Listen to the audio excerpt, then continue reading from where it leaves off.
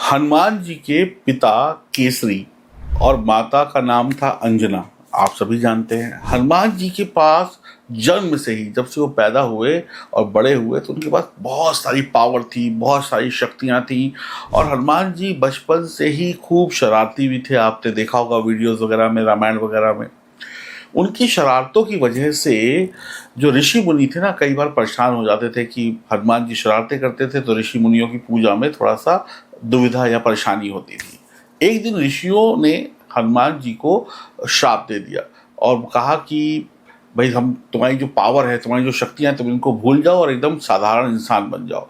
तो हनुमान जी ने माफ़ी मांगी, उन ऋषियों से माफ़ी मांगी, प्रार्थना करी कि भाई मेरे साथ ऐसा मत करिए, मुझे माफ़ कर दीजिए, मेरे को जो श्राप दिया इसको वापस ले लीजिए। तो उन्होंने कहा कि कोई बात नहीं, समय आने पर तुम्हारी शक्तियाँ वापस आ जाएंगी। कुछ टाइम के लिए तुम्हारी शक्तियाँ तुमसे दूर हो गई हैं। जब सीता माँ का अपहरण हुआ तो रावण सीता माँ का अपहरण छल से करके ले गया था, ये सब आपको पता है। अब लंका में जाना था, कौन जाए? तो फिर पूरी जो मीटिंग हुई रामचंद्र जी की सेना की, तो उसमें जामवंत ने कहा कि हनुमान के पास बहुत सारी शक्तियां हैं और वो उड़कर लंका तक जा सकते हैं और बहुत सारी पावर है, बीच में आने वाली प्रॉब्लम से भी वो लड़ सकते हैं। तो हनुमान जी ने जब ये सुना, उन्होंने कहा अरे मेरे पास तो कोई पावर ही नहीं है, मैं तो कुछ नहीं कर सकता, मैं उड़ के कैसे जा सकता हूँ। तो उन्होंने कहा कि कोई बात नहीं, आपके पास ये पावर है। तो जामवंत ने हनुमान जी को उनकी शक्तियों के बारे में याद दिलाया, उनकी जो पावर्स जो ऋषि मुनियों के श्राप से खत्म हो गई थी, उनके बारे में उनको याद दिलाया, जो वो भूल कर बैठे हुए थे। जामवंत ने हनुमान जी को सब कुछ याद दिला दिया और उनके पास क्या क्या पावर्स हैं वो उनको याद आ गई। जी हाँ, अब हनुमान जी को लगने लगा कि वाकई वो उड़ सकते हैं, किसी भी पावर का जो खराब भूत प्रेत तंत्र मंत्र जितनी भी सब चीजें, उनसे लड़के उनको परास्त कर सकते हैं। अब हनुमान जी ने सुपर पावर जो थी उनकी, उनको याद आ गई और हनुमान जी ने समुद्र को लांघ कर लंका भी पहुंच गए। हनुमान जी की ये कहानी सुनकर आपको क्या याद आता है? हनुमान जी की कहानी सुनकर हमको ये याद आता है कि हमारी जिंदगी में भी कई ऐसी सुपर पावर हैं, ऐसी सुपर शक्ति हैं, ऐसी एनर्जीज हैं जो हम भूले बैठे हैं। हम भी चाहें तो 7 समुंदर पार जाकर सफलता पा सकते हैं और हर मुसीबत को हरा सकते हैं। हम काबिल हैं, लेकिन हम भूल कर बैठे हुए हैं कि कौन सा ग्रह, कौन सी उपाय हमारी शक्तियों को वापस ला सकती है। आपको भी अपनी पावर को बढ़ाना है, अपनी भूली हुई एनर्जी को वापस लाना है, तो ये वीडियो आपके लिए है। अगर आपको मैं ये याद दिला दूं कि कौन कौन से ग्रह, कौन कौन सी राशियां, कौन कौन से उपाय आपके जीवन में आपकी खोई हुई ताकत को, खोई हुई एनर्जी को वापस ले आएंगे, तो कितना अच्छा होगा। जी हाँ, ज्योतिष की मदद से हम जानने की कोशिश करेंगे कि कैसे आप यानी मेष राशि वाले अपनी एनर्जीज, अपनी पावर को वापस ला सकते हैं, किन उपायों से। और ये पावर अगर आपके पास आ गई तो आप भी हनुमान जी जैसी शक्ति पा जाएंगे, उनका आशीर्वाद पा जाएंगे और जीवन में आगे बढ़ते चले जाएंगे। मेरा नाम है एस्ट्रोलॉजर सचिन पंडित और इस वीडियो में मैं आपको बताने आया हूँ वैदिक ज्योतिष शास्त्र के अनुसार कैसे आप अपनी खोई हुई ताकत, सोए हुए ग्रह या जिन ग्रहों की एनर्जी को अगर आप प्राप्त कर ले तो कैसे आप सुपर पावर पा सकते हैं और हर सफलता पा सकते हैं। ये वीडियो आपके अंदर सुपर पावर भरने के लिए है। तो मेष राशि वालों, आपकी सुपर पावर कैसे बढ़ेगी, क्या उपाय है, क्या तरीका है, ये सब कुछ मैं बताऊंगा। और अगर इस चैनल पर नए हैं तो चैनल को सब्सक्राइब करिए, बेल आइकन के बटन को दबाइए, फेसबुक और इंस्टाग्राम पर भी हमें फॉलो करिए। आइए अब चलते हैं सीधे क्लासरूम में और ब्लैक बोर्ड की तरफ। तो चलिए मेष राशि वालों, अब आपको बताते हैं कौन से वो ग्रह हैं, कौन सी वो राशियां हैं जिनको एक्टिवेट करके आप उनकी पावर को अपने अंदर महसूस करेंगे। जब तक ये ग्रह, जब तक ये राशियां सोई रहेंगी, आपका भाग्य, आपकी किस्मत, आपकी मेहनत भी सोई रहेगी। तो सबसे पहले भगवान का नाम लिखते हैं, ओम नमः शिवाय, और सबसे पहले बनाते हैं ये कुंडली। ये देखिए कुंडली बन गई। फटाफट जल्दी से, आप लोग चाहें तो आप लोग खुद भी अपनी कुंडली बना सकते हैं। अब इस कुंडली में 12 घर है, 1 2 3 4 5 6 7 8 9 10 11 12। अब आप हैं मेष राशि, तो आपको अपनी जन्म कुंडली में इन 3 ग्रहों को देखना है, 3 ग्रहों को और 3 भावों को, यानी कि फर्स्ट हाउस को देखना है, 5th हाउस को देखना है, 9th हाउस का। पहला वाला जो घर है फर्स्ट, यानी कि ये आपका लग्न हो गया, ये पंचम हो गया, ये नवम हो गया। बस यही 3 भाव अगर आपने एक्टिवेट कर लिया। अगर हम यहाँ पे थोड़ा सा और समझें, ये देखिए एक त्रिकोण मैं और बनाता हूँ लाल रंग से, ये देखिए ये 1 2 3, ये जो त्रिकोण है, अगर इस त्रिकोण को आपने एक्टिवेट कर लिया तो जीवन की सभी समस्याएं खत्म हो सकती हैं। अब फर्स्ट हाउस के स्वामी है मंगल, यानी मेष राशि के स्वामी है मंगल, और सिंह राशि के स्वामी है सूर्य, और धनु राशि के स्वामी है देवगुरु बृहस्पति। अब अगर कॉम्बिनेशन में देखें तो क्या बना, मेष प्लस सिंह प्लस धनु।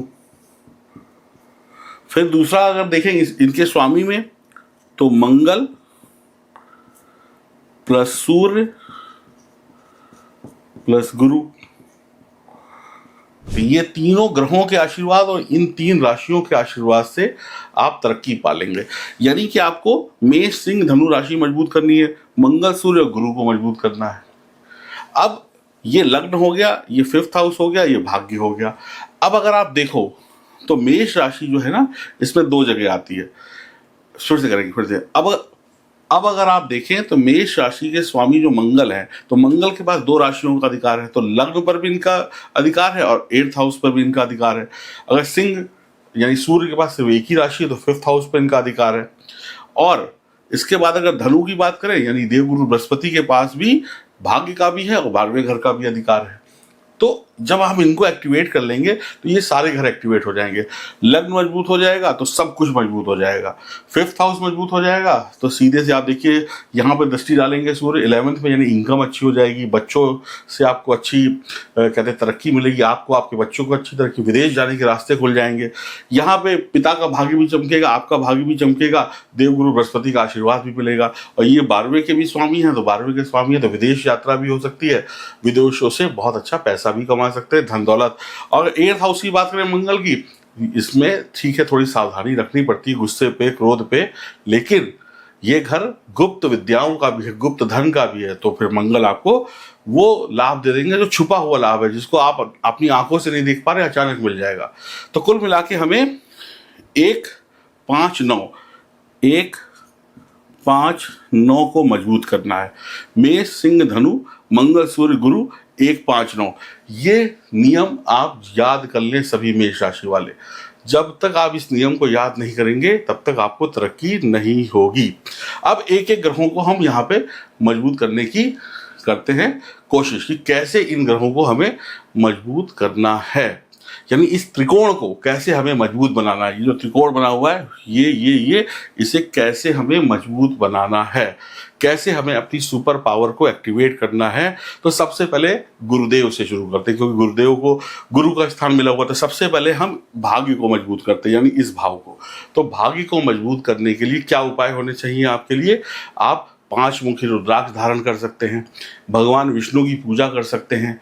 आप अपने घर में पीले रंग के पौधे लगाएं, जो पौधे लगाएं उसके अंदर पीले रंग के फूल निकलें, गेंदे के फूल, सूरजमुखी के फूल। भगवान विष्णु के मंदिर जाकर पीली चीज़ों का दान करें, धर्म की सेवा करें, गुरु की सेवा करें। पीपल के पेड़ को लगा सकते हैं मंदिर में जाकर या किसी खाली मैदान में, लेकिन लगाएं तो फिर वो बड़ा भी होना चाहिए, उसमें पानी वगैरह भी दें। केसर और हल्दी का टीका भी आप अपने माथे पर डेली लगा सकते हैं। ये उपाय अगर आपने कर लिए मेष राशि वालों, आपके भाग्य के दरवाजे खुल जाएंगे। भाग्य खुल गया तो सब कुछ आपके हाथ में आ जाएगा। अब बात करते हैं सूर्य देव को मजबूत बनाने के लिए क्या करना है, यानी 5th हाउस को मजबूत बनाने के लिए क्या करना है। तो सूर्य देव को मजबूत बनाने के लिए सभी मेष राशि वालों को लाल मुंह वाला बंदर, यानी जो लंगूरिया बंदर नहीं होते हैं, जो भी होते हैं जिनका मुंह लाल होता है, उन बंदरों की सेवा करनी है, उन्हें गुड़ केला वगैरह खिलाना है। या गुरुवार के दिन यानी थर्सडे वाले दिन आपको केसर या पीले वस्त्र या पीले कपड़े या पीले कोई भी दाल हो गई, पीली हल्दी हो गई, वो आपको पंडित जी को दान करनी है। थोड़े बुजुर्ग पंडित जी को मंदिर जाकर, किसी प्राण प्रतिष्ठित मंदिर के जो पुजारी जी हैं या कोई संत है, उनको जाकर आप दान कर सकते हैं। इससे आपको बहुत अच्छे रिजल्ट मिलेंगे, सूर्यदेव मजबूत हो जाएंगे। माणिक के रत्न पहन सकते हैं या एक मुखी रुद्राक्ष पहन सकते हैं। अब बात करते हैं मंगल को अच्छा करने के लिए, यानी आपके लग्न के स्वामी को अच्छा करने के लिए, आपकी राशि के स्वामी को अच्छा करने के लिए। तो आप हनुमान जी पर सिंदूर चढ़ा सकते हैं हर मंगल शनिवार को। आप खाने में जो सौंफ होती है, हरी वाली सौंफ होती है, उसका प्रयोग, खाना खाएं उसके बाद सौंफ का प्रयोग कर लें थोड़ा सा, और या फिर सौंफ जो है उसके साथ थोड़ी चीनी भी रख सकते हैं। सौंफ और चीनी का कॉम्बिनेशन आप खा सकते हैं, या महागायत्री मंत्र का पाठ कर सकते हैं, हनुमान चालीसा पढ़ सकते हैं, और भगवान हनुमान पे सिंदूर वगैरह हर मंगल शनिवार को चढ़ा सकते हैं। आप चाहें तो ये तीनों ग्रहों को मजबूत, अगर आपने बेसिक सिंपल रेमेडीज, देखिए जो रेमेडीज बता रहा हूँ ये घरेलू रेमेडीज हैं, इनमें कोई पैसा वैसा नहीं लगने वाला है, ये घर पे ही हो जाएंगे। अब आपको अगर रत्न पहनना, कुछ लोग बोलेंगे कि हमको रत्न पहनना है, तो आप कौन कौन सा रत्न पहन सकते हैं? वो रत्न पहन सकते हैं इसके लिए, मंगल के लिए आप पहन सकते हैं मूंगा, ठीक है। और दूसरा आप सूर्य के लिए पहन सकते हैं माणिक्य, रूबी, और धनु के लिए पुखराज यानी येलो सफायर, ठीक है।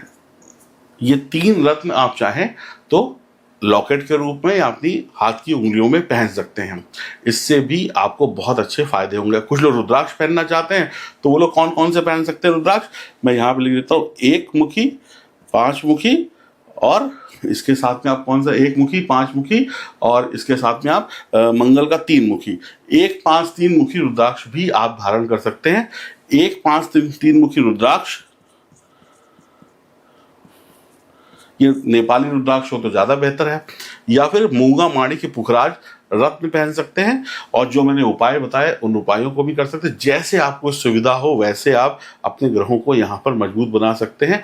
और आप जब इस त्रिकोण को मजबूत बना लेंगे इस माध्यम से, तो आपकी खोई हुई जो याददाश्त है, खोई हुई ताकत है, खोई हुई एनर्जी है, वो सब कुछ वापस आ जाएगी।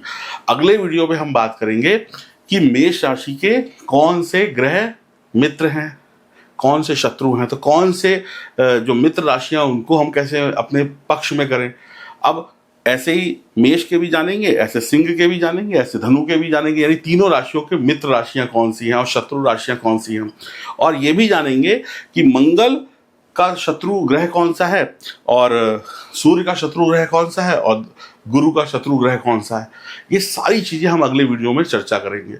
तो अब आप वीडियो समझ गए, देख लीजिए, दोबारा एक बार रिपीट करके देख लीजिएगा, अपनी कुंडली आप ऐसे बना लीजिएगा, और ऐसे ही मैं आपको समझाता रहूंगा और आपकी खोई हुई एनर्जी को वापस लाने का पूरा प्रयास हम करते रहेंगे। तो चलिए, अपने भाग्य को चमकाइए, किस्मत को चमकाइए, और चैनल को सब्सक्राइब करिए। और एक चीज और बता दूं, कुछ लोग कहते हैं कि रत्न हमें कितना पहनना चाहिए, कि हमें अपने वजन के हिसाब से पहनना चाहिए। बिल्कुल ऐसा नहीं होता। अगर रत्न की क्वालिटी अच्छी है तो आप 2-3 रत्ती या कैरेट का पहन सकते हैं, और अगर रत्न घटिया क्वालिटी का है तो फिर आप चाहे 10 या 50 रत्ती का भी पहन ले, तब भी कोई असर नहीं होगा। तो रत्नों की क्वालिटी पे, उसकी प्राण प्रतिष्ठा पे, उसकी पूजा पे, उसके बनाने की विधि पे, उसके बनाने के तरीके पे, उसके पहनने के तरीके पे और मुहूर्त पे ही सब कुछ डिपेंड करता है।